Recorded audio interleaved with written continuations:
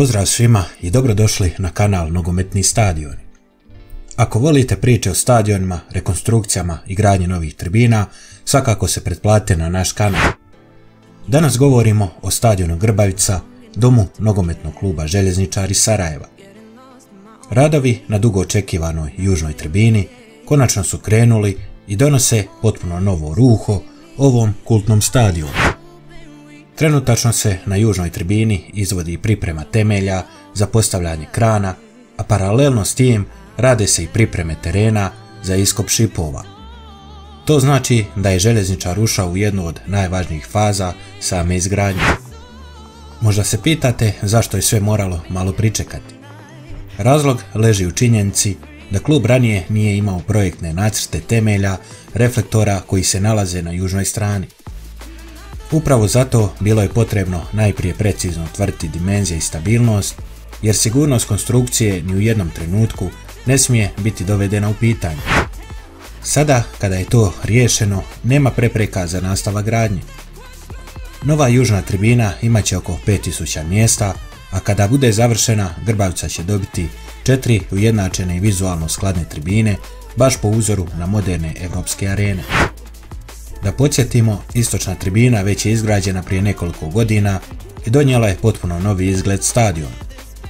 Kada se južna tribina uklopi s ostatkom kompleksa, Grbavica će izgledati daleko ljepše, modernije i funkcionalnije.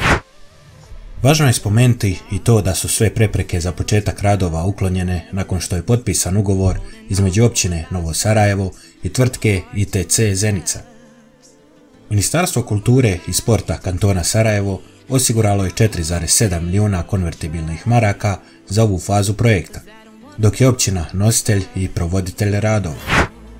Nadzor će vršiti Zavod za izgradnju KS, pa možemo biti sigurni da će cijeli proces biti pod strogom kontrolom.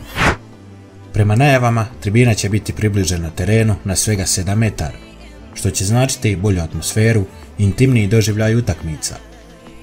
U prvoj fazi tribina neće biti natkrivena, a taj dio projekta financirat će sam klub. Prvotno je planirano da i taj dio ide odmah nakon izgradnje, ali za sad nema službene potvrde kada će krov biti dodan. Navijači željezničara, ali i cijela sportska javnost u Bosni i Hercegovini s velikim nestrpljenjem prate svaki novi korak na gradilištu.